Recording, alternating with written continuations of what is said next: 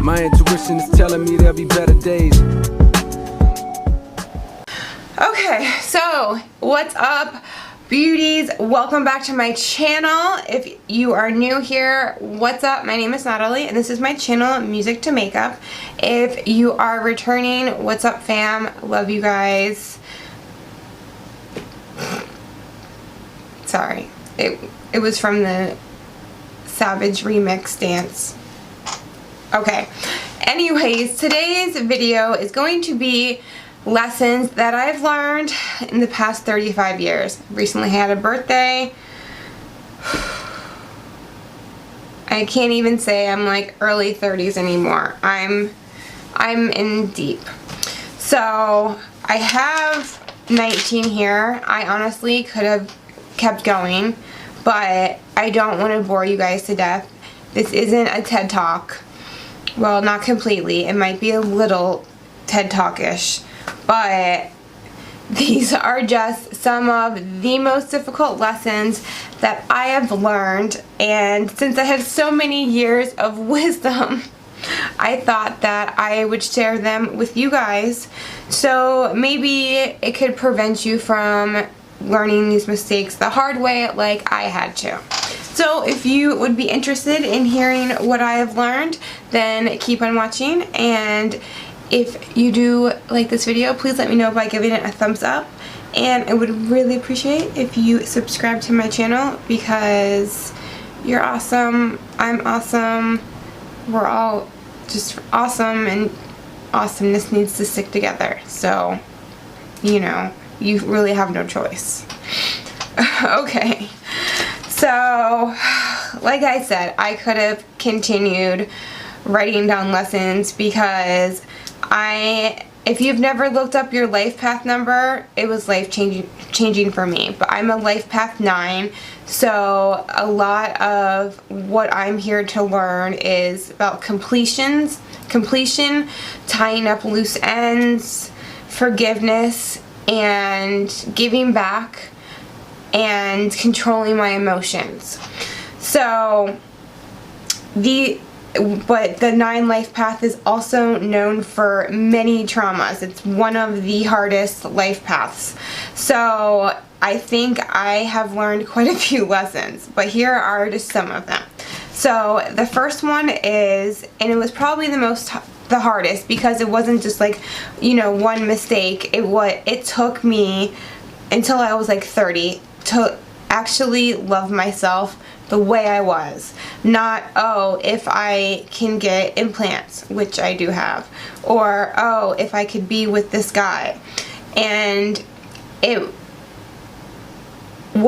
needed to be loving myself from within, not receiving that confidence from external sources like relationships or food or drugs or whatever it may be. I had to learn to have that confidence be intrinsic and stop searching for it from external sources. So, number 2, the love that we see in movies isn't real. If you are rushing into a romance, like spending every day with each other when you've barely known each other for a few days, you think it's so great, like this is the way that we're taught that love is supposed to be, but that's technically like love bombing, and I can guarantee you it is not going to end in a good situation. Promise me when I tell you I have been in way too many. Way too many. Like way too many. Okay, number 3. It was a huge lesson for me, and it was to follow my intuition. And I'm an INFJ, so I'm very intuitive. Introverted intuition is my main cognitive function. So like when I would be in relationships, I would have these feelings.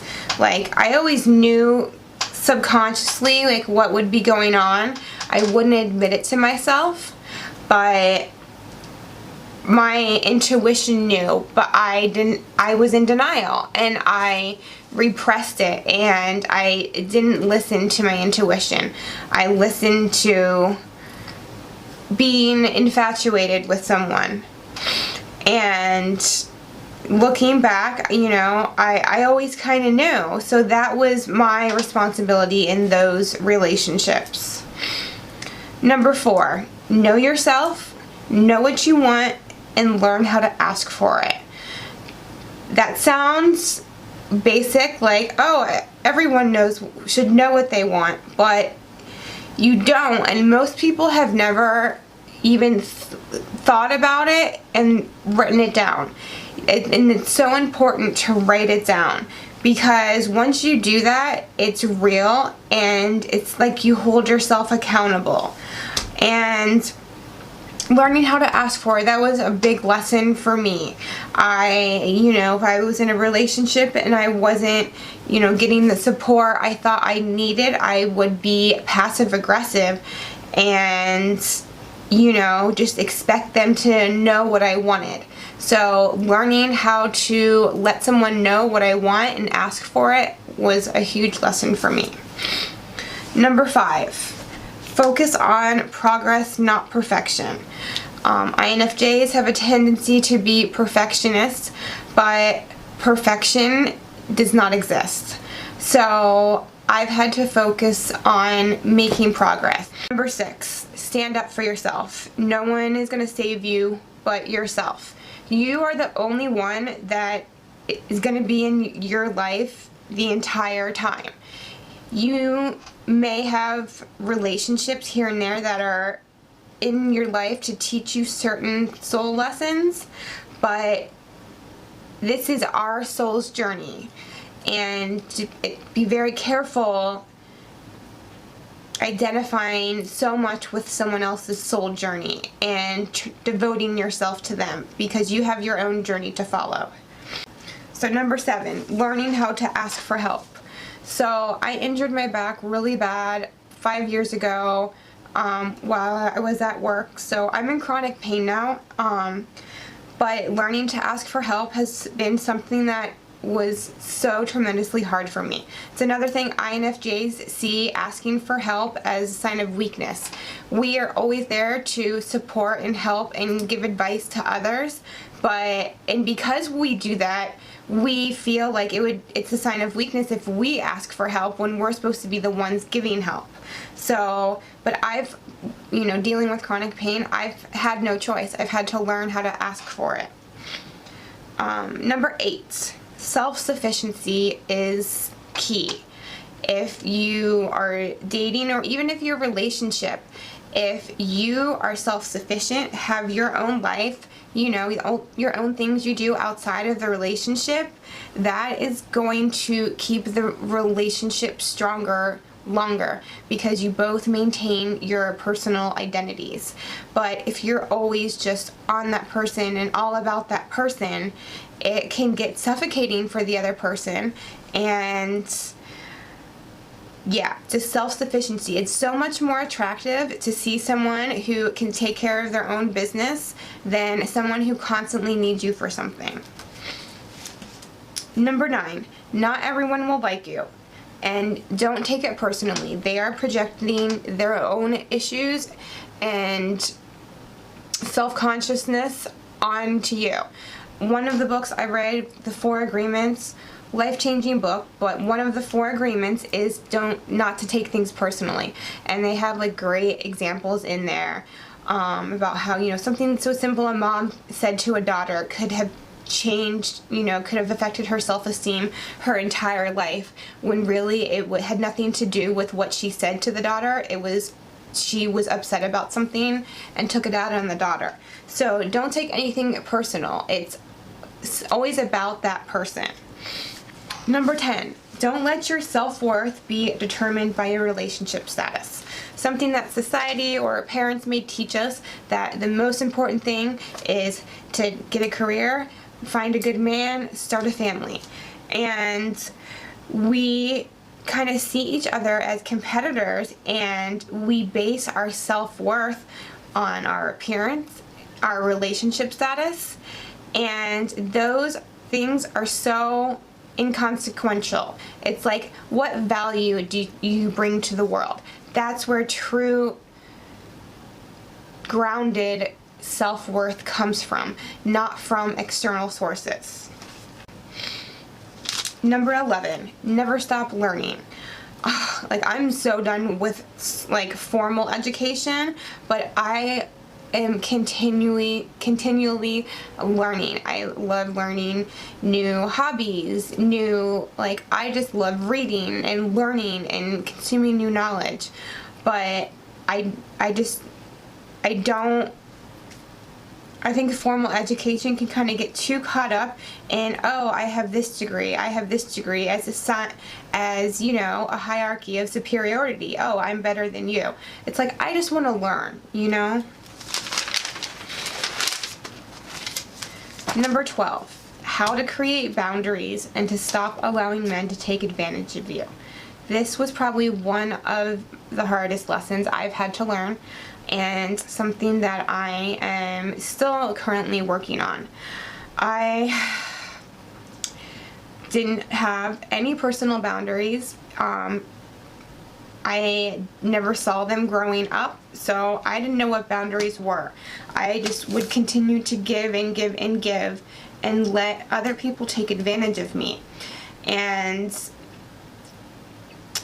once I started working on my confidence and realizing my self-worth, I realized that I needed to create boundaries, because if you don't have any boundaries in place, then if you permit that behavior, you are basically promoting it, saying it's okay for you to treat me like that, so go on continuing to treat me like that. That's without boundaries. Number 13, respect yourself enough not to settle. Now, girl, I know you've been in a relationship where you know that this guy is not right for you. You are on a completely different league than he is, but you maybe subconsciously kind of force yourself to try to like him because you want to be in a relationship. You don't want to be alone. And you know, there's such a stigma around being a single woman. It's like, look at Drake. He has different women every night. Is anyone saying anything to him like, oh, what are you doing, dude? You know, why aren't you married? But if a woman is, you know, in her 30s and not in a relationship, it's like, what's wrong with you? It's celebrated for men, and it's, you know, discouraged and defamatory to women. Okay, number 14, value your female relationships. Don't compete each other. You should be building each other up. And when you go into a relationship with someone, don't forget about your girlfriends. Especially if, you know, someone has low self-esteem, they can have a tendency to completely immerse themselves into that person's life that they're in a relationship with and completely shut out the world and the friends that they had previously. So don't do that. That was a lesson I had to learn to maintain my female friendships, because they are so important and you are going to need them. Number 15, being alone is critical to self-discovery and also recognizing any false beliefs you may have and learning how to turn them into positive beliefs. Now, no matter how you were raised, I'm sure you have at least one false negative belief, either about yourself or society, and learning about what you truly believe in rather than how you were raised is very liberating. You may think you actually know how you feel, but it's not until you take the time to be alone and really ask yourself these questions without any outside influence and see how you truly feel about something. Look at different perspectives. Number 16, something I had to learn. You are not obligated to give a guy anything until you're ready. Just because a guy is nice to you does not mean you have to give him sex. I had been so used to being disrespected neglected and ignored and taken advantage of, that when anyone was nice to me, like bought me dinner or took me on a date, I felt obligated to like have sex with them. But I had to learn that I do not owe him anything. He is the one that is lucky to have been able to spend time with me and get to know me better. Number 17, you deserve to be loved and are worthy of love. You don't have to prove it to yourself or anyone else. I think deep down, all, like if you have poor self-image issues, it comes to not feeling worthy, not feeling good enough, not feeling like you deserve to be loved. But we all deserve to be loved. Number 18, be self-aware in all aspects of your life, but one I just wanted to point out quickly was like, look at your friends. What do you have in common? Like, I got to a point in my late 20s where I looked around at my friends, and I was constantly going to like pubs and place where it was only beer and wine, and I hate beer. And they're listening to country music. I'm not a big fan of country music, and I'm just like, what do we actually have in common? And there wasn't that much. So from then on, I'm like, I'm gonna be friends with someone because we have things in common, not just because they're in the same cultural group as me, or is in the same race as me, or in the same socio-economical class as me. I just want to find people that I have things in common with. Number 19, don't be afraid of your light. You are so much stronger and talented than you think you are. Don't be afraid to shine your light, and you deserve to shine your light.